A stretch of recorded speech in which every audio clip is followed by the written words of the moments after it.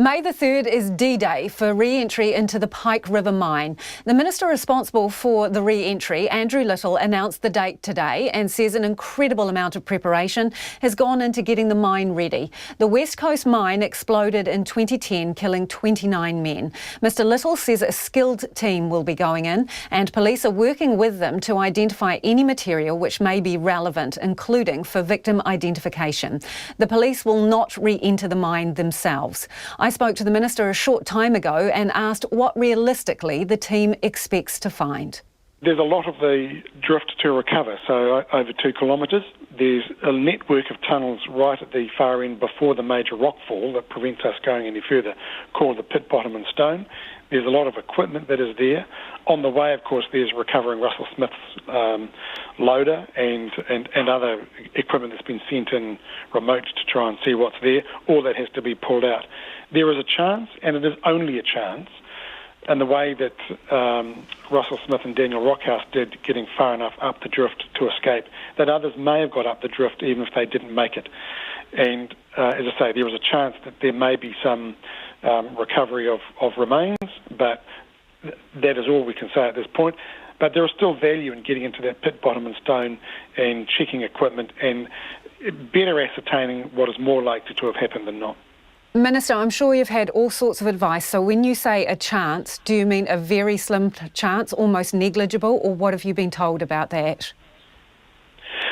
More than negligible, but certainly not a high probability.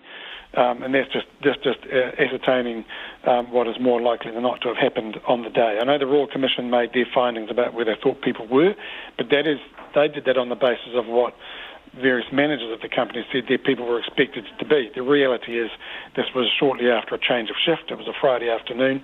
Can't guarantee that people were going to be where they were precisely expected to be. People are moving around. We also know that Daniel Rockhouse managed to get up. He didn't succumb to that first explosion. Russell Smith, who was blown off his vehicle, managed to recover enough, and they both got out. It is possible that others got far enough up the drift beyond the rockfall at the moment, and there may be some remains to recover. I don't want to overstate that, but that remains a possibility that's well worth testing by continuing with this project. All along you have said that safety is a priority, and some of the people working on this project are pretty close to the family members. They really want this to happen. So who's going to be the independent safety monitor who makes the call to pull the pin or back it up when things are not right? Well, we've had a number of ways of doing that, and not the least of which is WorkSafe checking every step of the way, and including looking at the ventilation plan. There's still a few things they need to tick off. We've also got my independent advisor, Rob Fife, who's been overseeing the planning and the preparation, and the overriding instruction is to the crew who will be underground, if it feels unsafe, then stop what you're doing and you get out. We have to operate on that basis because we cannot have anybody... So you're trusting they'll tell you? You're trusting they'll be upfront about that? Yeah, because they know, because the culture is very strong. The reason it's taken longer than expected, and for good reason, to get even to this point and to get to the point of the 3rd of May, is because everything has been done with safety as the number one overriding criterion about how we operate. And that's why, making sure that the ventilation of the drift is actually working, gets to the right atmospheric conditions that allows those guys to go in a respirable atmosphere so they can do their job. Everything has been tested, checked, rechecked, all along the way. The engineering has been absolutely precise and accurate, and that's the way we will continue to do it. They know that if it feels unsafe and they consider it to be unsafe, then they have standing permission to stop and retreat, and we'll consider it from there. So the police are not going into the drift at this stage. I mean, how confident are you that important evidence is going to be sufficiently preserved without them? Well, the crew who will be underground have all had extensive training with the police on being forensically aware. If they come across anything that is significant, then they will stop. The police will make a decision about whether they want to enter the drift and have a look for themselves. The police's position is that they want to be sure that the entire drift is safe for re-entry, so that once we get down to the pit bottom and stone, They've said they'll then look at their decision to go in, but equally they've said they're on standby to make a decision if there is relevant material recovered well before then. Minister, have you seen the advice that was given to the police, the advice that they based this decision not to enter the drift on? Have you seen that advice? I haven't seen written advice. I've seen the reports I've had from the agency themselves about the basis on which the police are making their decision. Have you seen the report that the police commissioned and their expert advice that informed their decision not to enter the drift? I haven't seen that report specifically, no.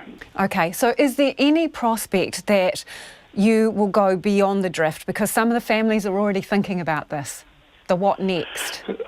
The only commitment that we've made, that I've made and the government has made, is to do our best to recover the drift that goes down to the rockfall and includes the pit bottom and stone. We simply are not in a position to make any commitment to go beyond that. But you're not closing it off?